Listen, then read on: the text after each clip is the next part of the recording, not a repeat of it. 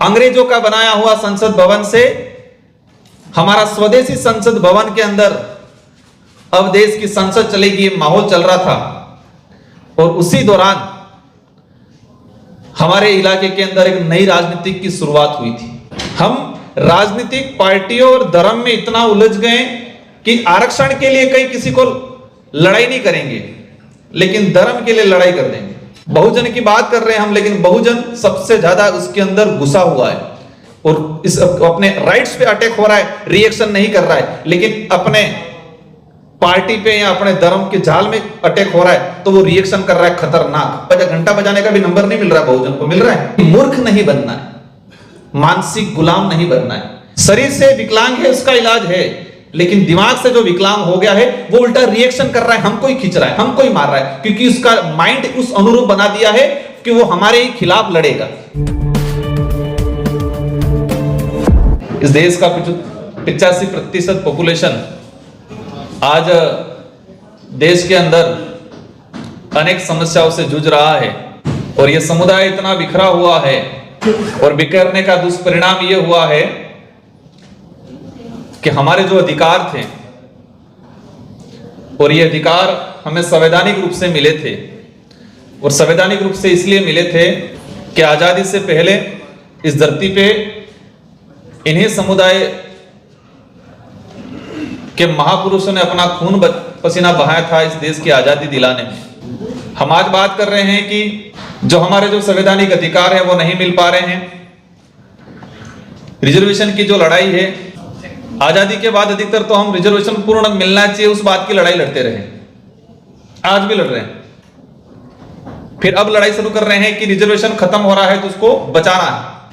आजादी के बाद से आज तक भी लड़ रहे हैं कि रिजर्वेशन पूर्ण रूप से नहीं मिल रहा है, मिलना चाहिए सरकारी संस्थाओं के अंदर। अब इसमें थोड़ा मॉडिफाई हो गया कि रिजर्वेशन खत्म किया जा रहा है।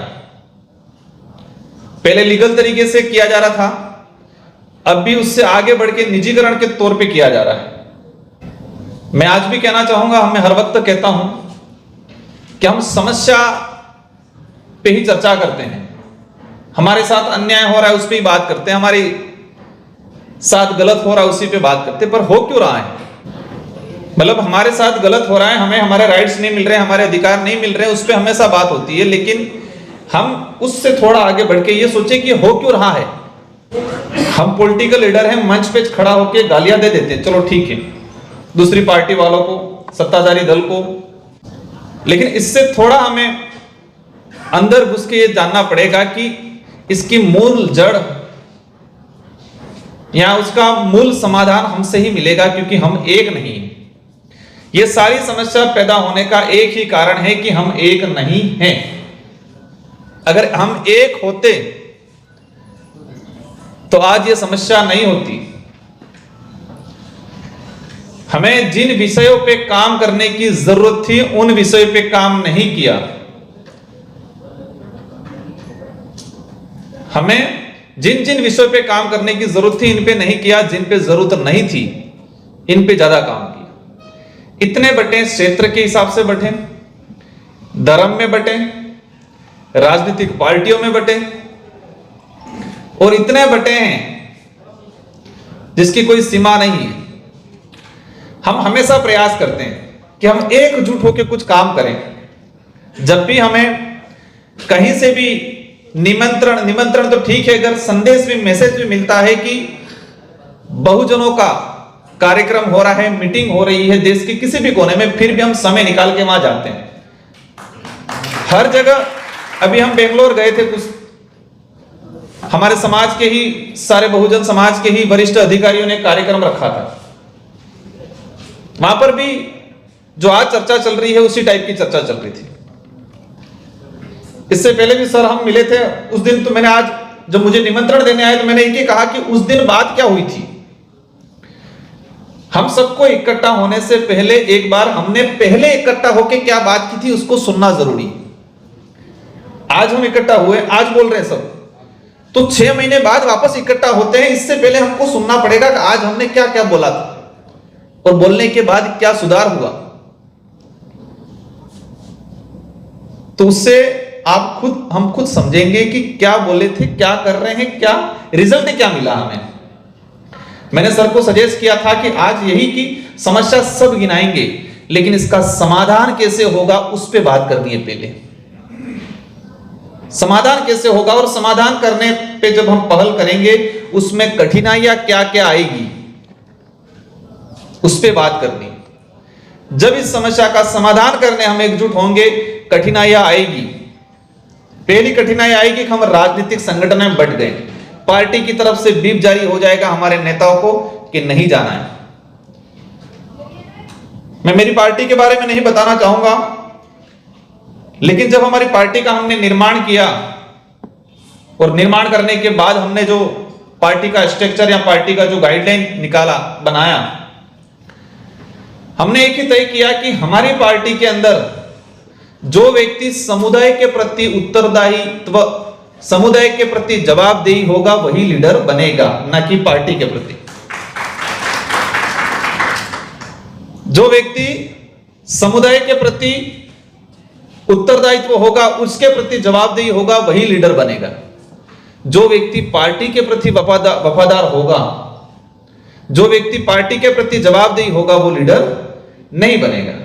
मैं पार्टी का एज ए सांसद होने के नाते भी यही बोल रहा हूं कि हमारी पार्टी में भी पार्टी के प्रति उत्तरदायित्व ज्यादा निभाया या पार्टी के प्रति ही काम किया, लेकिन समुदाय के प्रति काम नहीं किया, तो उसको लीडर नहीं बनाया जाएगा। मैं मेरी पार्टी के लिए बोल रहा हूं।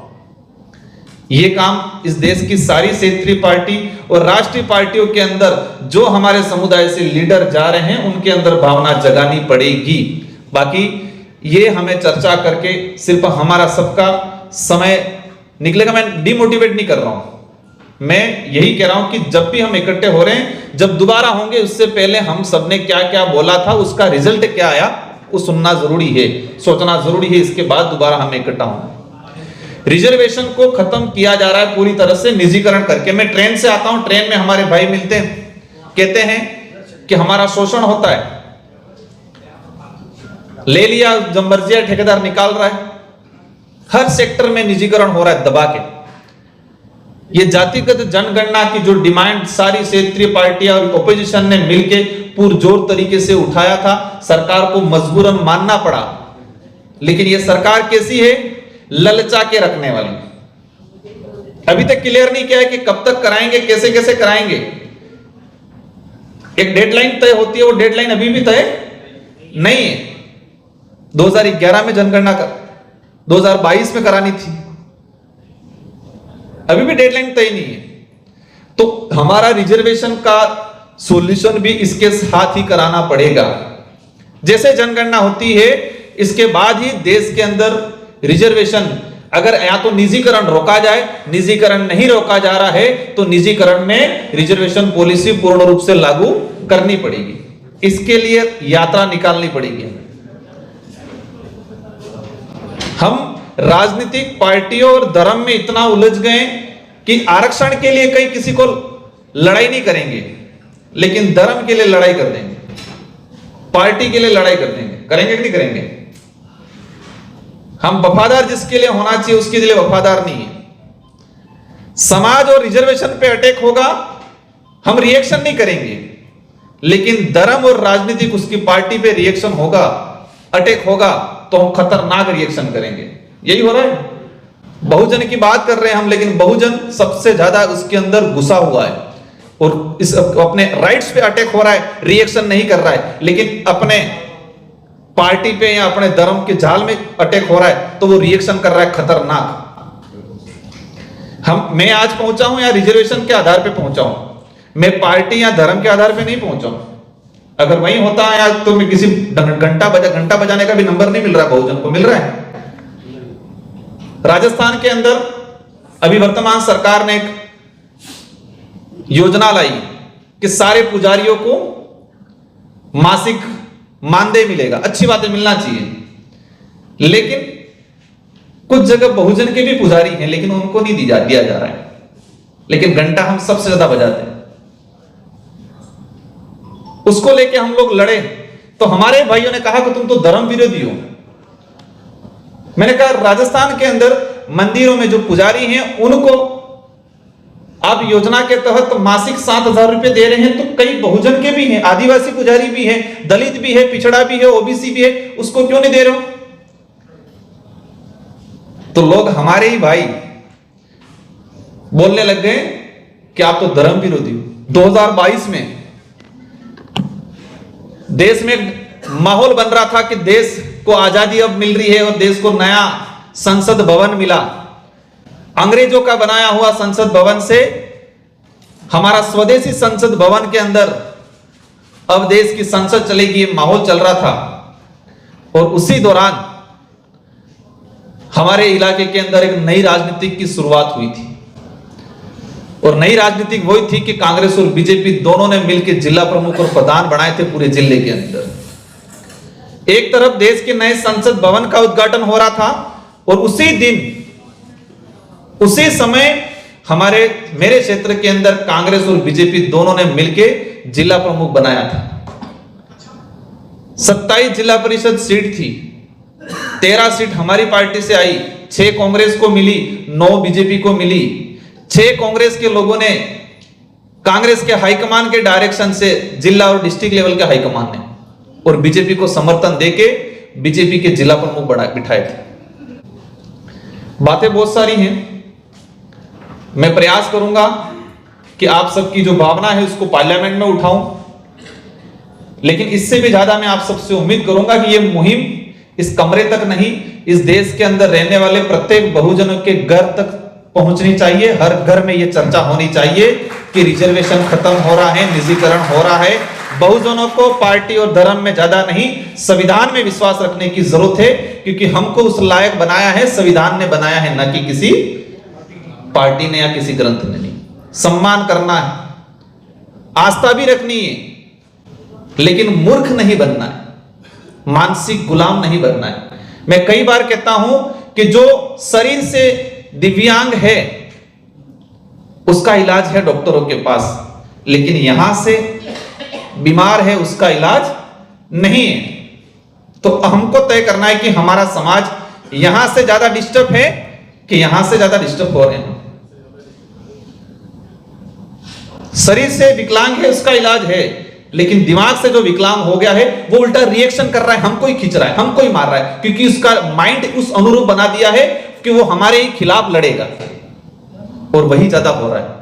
हमें दूसरों से लड़ाई लड़ने से ज्यादा हमें हमारे समाज के दिव्यांग हैं, मानसिक दिव्यांग, उनसे लड़ने की जरूरत है, और उसका भी इलाज है, करेंगे समय आने पर। इन्हीं शब्दों के साथ आप सबको धन्यवाद, आभार, जय जोहार, जय भीम, जय संविधान।